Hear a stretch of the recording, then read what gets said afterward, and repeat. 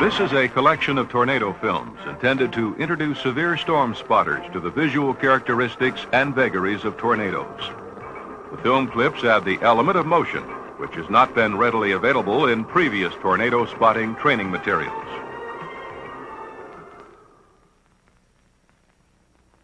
This short segment shows the violent and rapidly changing nature of a multiple vortex tornado. Note the intense rotation of the parent wall cloud, which is filling the frame above the tornado. The photographer was within a mile of the tornado, looking southwest as it approached. This is not the recommended way to view tornadoes. If you, as a storm spotter, find yourself in this position and cannot make a quick exit to the east or southeast, then evacuate the car and take shelter in a reinforced building, or as a last resort, a ditch or low-lying area.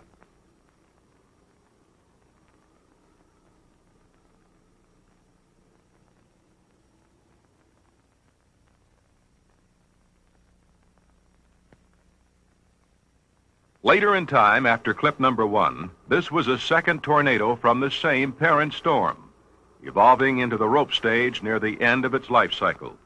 The photographer was again within a mile of the twister, looking southeast. Note the violent rotation and whipping action of the vortex as it tosses debris about. The debris probably consisted of sheet metal and wood, as several barns and homes were struck in this area.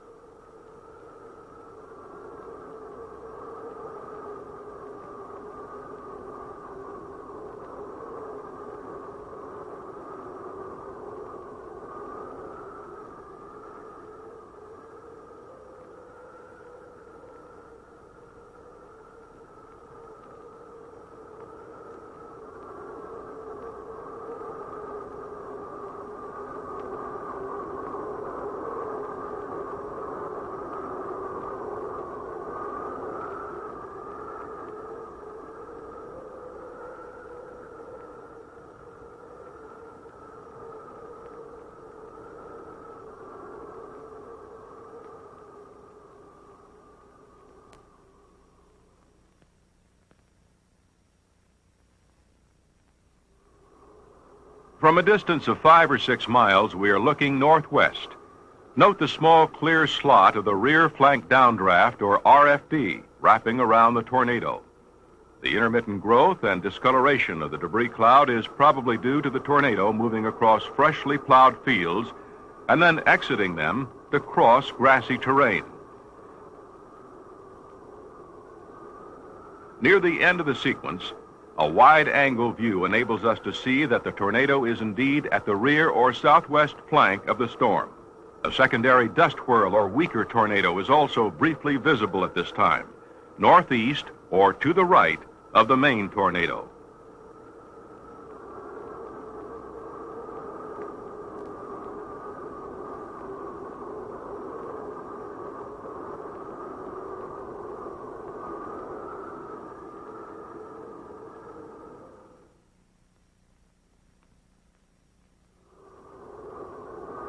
This is the same tornado as in clip number 3, except from within a few hundred yards. As the dust whirl of the tornado first appears to our northwest, note the strong southerly inflow winds blowing through the weeds along the road.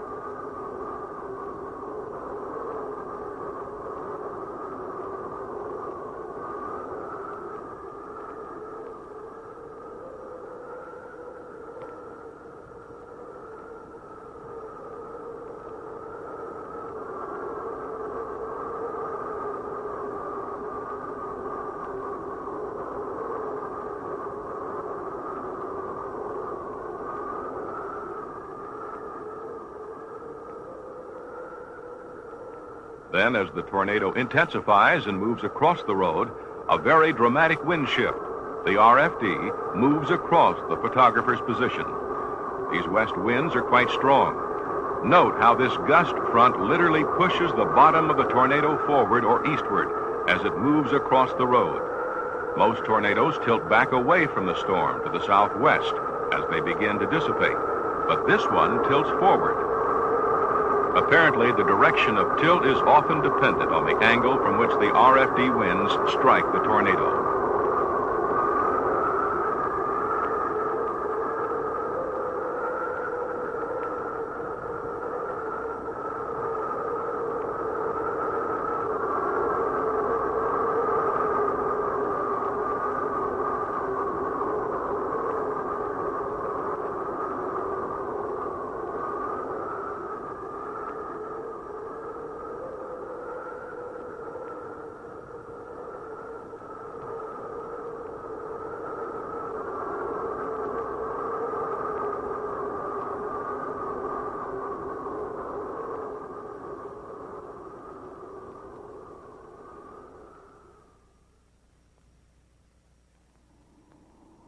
Note the bright, flare-like object seen hurtling towards the tornado.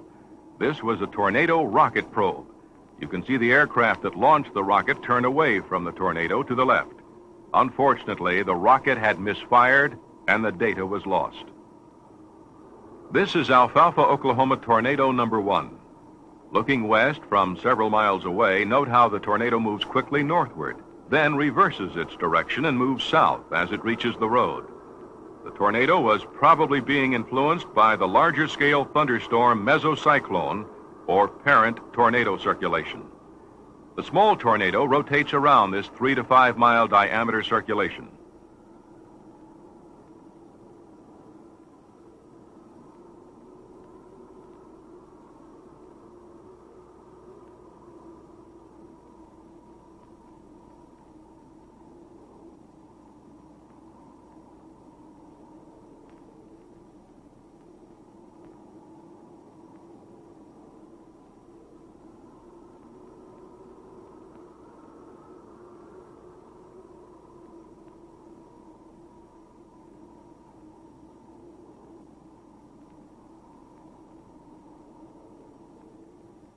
After Alfalfa number 1 dissipated, this tornado rapidly developed in the same area from the large rotating wall cloud about which Alfalfa number 1 rotated. This tornado was much larger and produced a very large dirt cloud as it traversed a freshly plowed field. We are looking west.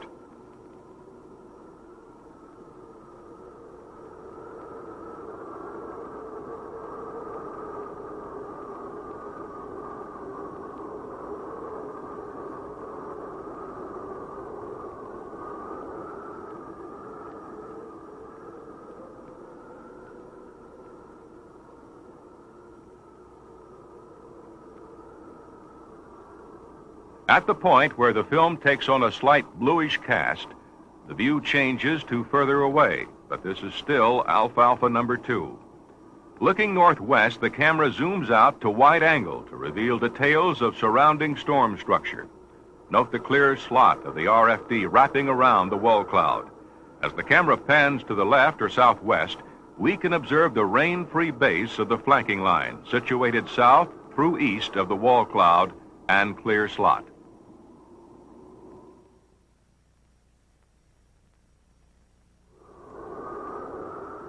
Can you find the tornado as this sequence first begins? The same thunderstorm which produced the 2 Alfalfa tornadoes also produced this monstrous mile-wide tornado. Looking northeast from about 5 miles away, we see a huge wall cloud above the developing tornado. The tornado at this time was visible as a large debris cloud.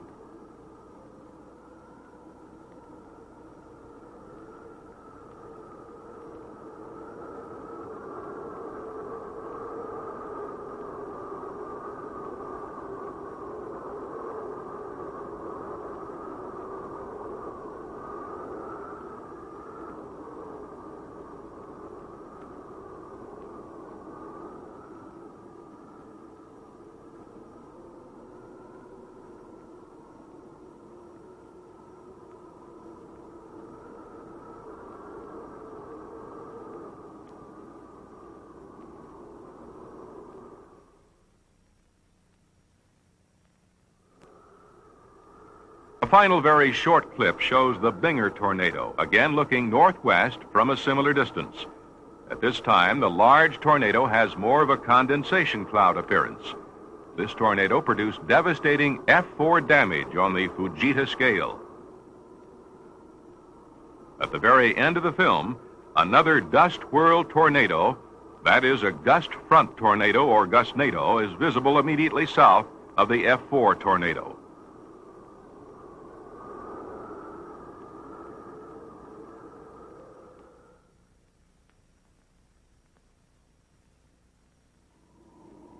This and the next two film sequences illustrate the history of a tornado from birth to death. As this segment begins, there is a wall cloud visible looking west. Rotation is visible in the cloud fragments under the wall cloud.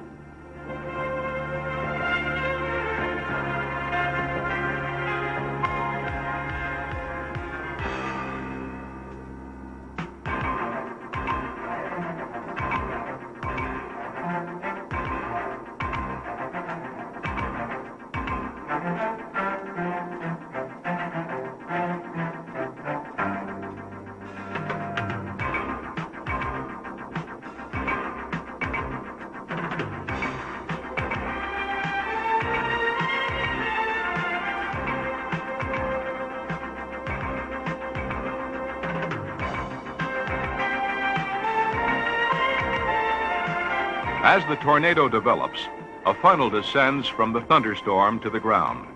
Rotation of cloud fragments remains quite noticeable throughout this segment. The precipitation area is occasionally visible to the right or north.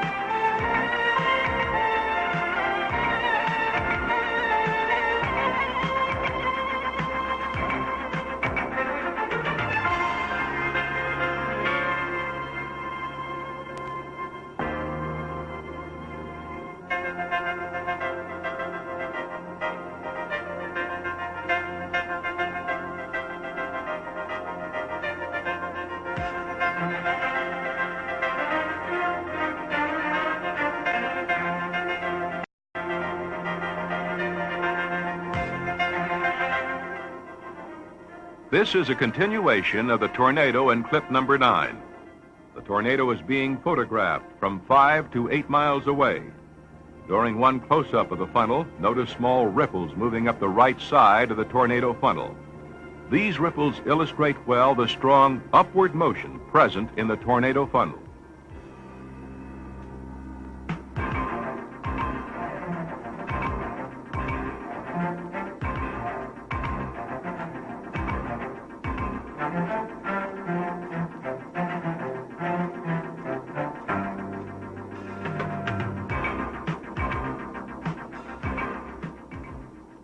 The size of the funnel changes as the tornado goes through minor alterations in its structure. Toward the end of this sequence, the tornado moves behind a tree and then reemerges. This segment was specifically included to help spotters visualize how a tornado might look with obstructions such as hills or trees in the foreground.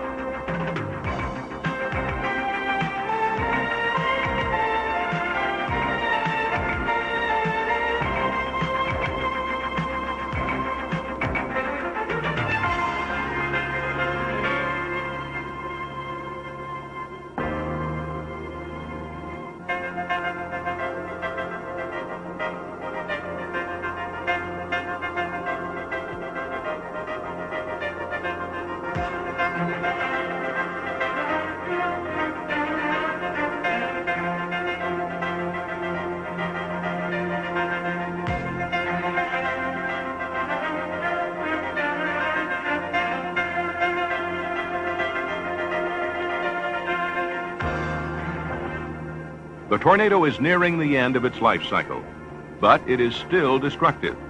Here it is shrinking into the rope stage before completely dissipating.